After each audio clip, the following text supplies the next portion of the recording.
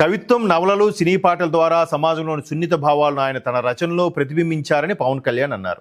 సినీ గీత రచయితగా 7 జాతీయ అవార్డు అందుకున్న ఘనత కూడా వైరముత్తు సొంతమని పేర్కొంటూ ఆయనకు సంపూర్ణ ఆరోగ్యం, ఆనందం కలగాలని కోరుతూ శుభాకాంక్షలు తెలిపారు. అయితే పవన్ కళ్యాణ్ అభినందనలపై చిన్మయి తీవ్ర అసహనం వ్యక్తం చేశారు. పవన్ కళ్యాణ్కి వైరముత్తు అసలు స్వరూపం గురించి పూర్తిగా తెలియదని తాను నమ్ముతున్నానని పేర్కొంది.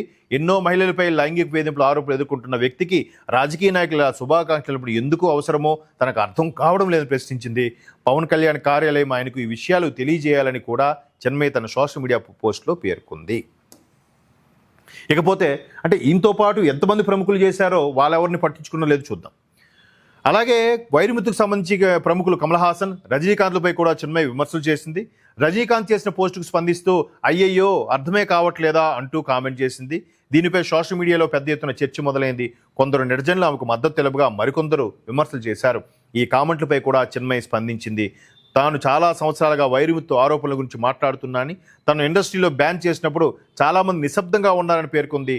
అయినప్పటికీ ఈ అంశాన్ని ప్రజల ముందుకు తీసుకొస్తూనే ఉంటానని ఆమె స్పష్టం చేశారు.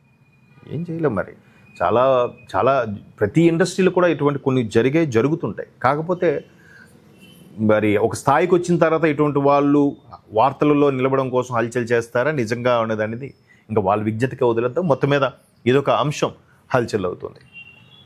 ఇకపోతే యుద్ధం సంబంధించి ఒక వార్త నడుస్తుంది. యుద్ధం సంబంధించి నెతన్యాహు అలాగే ఇటుపక్క సుప్రీంకోర్టు ఇద్దరు కూడా కనబట్టలేదు. నెతన్యాహు మరణించారా లేదంటే యుద్ధం వీగిపోతుంది, బలహీనపడుతున్న ఉద్దేశంలోనే నెతన్యాహు చనిపోయి ఒక వీడియో రిలీజ్ చేస్తే అది ఏ వీడియో అని చెప్పి ఆ వీడియోలో ఎడం చేతికో కుడి చేతికో 6 వేళ్ళు ఉన్నాయన్నట్టుగా సోషల్ మీడియా వైరల్ అయింది. ఇరాన్లో ఎక్కువగా వైరల్ చేశారు. దీనికి స్పందించి నెతన్యాహు నిన్న ఒక కాఫీ షాప్ను విజిట్ చేసి కాఫీ తాగుతూ 2 చేతులు ఇలా చూపిస్తూ అంటే 6 వేలు లేవు 5 వేలే ఉన్నాయి సరిగ్గా చూడండి, నేను కాఫీ తాగడం కోసం చచ్చిపోతా, దేశం కోసం ప్రాణాలైనా అర్పిస్తా అన్నట్టుగా ఒక వెటకారంగా వ్యంగ్యంగా ఒక వీడియో రిలీజ్ చేశారు. అదే వార్త ఇక్కడ మనం చూడొచ్చు. అవును నేను మరణించా, ఇజ్రాయెల్ ప్రధాని నెతన్యాహు. అవును నేను కాఫీ కోసం మరణించా అంటూ ఇరాన్పై సెటైర్లు. కొనసాగుతున్న ఇరాన్పై ఇజ్రాయెల్ అమెరికా యుద్ధం. ఇరాన్ జరిపిన ప్రతిదాడుల్లో తాను మరణించినట్టు వస్తున్న ప్రచారాన్ని ఖండించిన ఇజ్రాయెల్ ప్రధాని నెతన్యాహు, అవును నేను కాఫీ కోసం మరణించా అంటూ ఇరాన్పై సెటైర్లు. తాను ఆరోగ్యంగా ఉన్నానంటూ ప్రపంచ దేశాలకు సంకేతాలు పంపిన నెతన్యాహు. ముస్తాబా అంతం అంత ఈజీ కాదు అనేది కూడా ఇక్కడ అంశం ఉంది. అంటే ఒకవైపు నెతన్యాహు బతికే ఉన్నారని క్లారిటీ వచ్చేసింది. ఇకపోతే ముస్తాబా కూడా కనబట్టలేదు, ఆయన ఉన్నారా లేదా అనే మీద చూద్దాం. శత్రుశేషం, రుణశేషం, వ్రణశేషం, అగ్నిశేషం ఉండకూడదంటారు. ఇరాన్ నూతన సుప్రీం నేత ముస్తాబా ఖమేని విషయంలో ఇదే సూత్రాన్ని పాటిస్తున్న అమెరికా. అంటే ఎలాగైనా లేపేయాలని ఇజ్రాయెల్ ఆల్రెడీ ప్రకటించింది, అమెరికా కూడా చూస్తుంది. తండ్రి ఖమేని మాదిరిగానే ముస్తాబాను కూడా అంతం చేయాలని ప్లాన్. అయితే అది అంత సులభం కాదని చెబుతున్న ఇరాన్.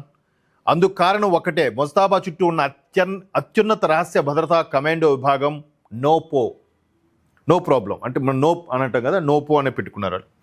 పార్సీ భాషలోని నిరోయే విజ్ పాస్ధరాన్ వేలాయత్ అర్థం అనమాట. అది అంటే దానికి సంబంధించి తెలుగులో చెప్పాలంటే పాలకులను కాపాడే ప్రత్యేక దళం. ఈ నోపోకు సంబంధించి పార్సీ భాషలో వాళ్ళు పార్సీలు అంటే సియాలు సున్నీలు ఏదో అంటుంటారు కదా, అలాగా ఒక పార్సీకి సంబంధించిన వాళ్ళు అదొక తెగ. అందులో ఆ పార్సీ భాషలో నిరోయే విజయ్ పాస్థరాన్ వేలాయత్ దాని అర్థం అంట భద్రతా కమాండ్కి సంబంధించి పాలకులు కాపాడే ప్రత్యేక దళం అంట దాని పేరు. దేశం పట్ల అత్యంత అంకితభావం చూపడమే నోపో సభ్యుల ప్రాథమిక లక్ష్యం. నోపో అరాచకాలకు పాల్పడుతోందని, మానవ హక్కులను హరిస్తోందని అమెరికా ఆరోపణలు. 2021లోనే నోపోపై ఆంక్షలు విధించిన అమెరికా.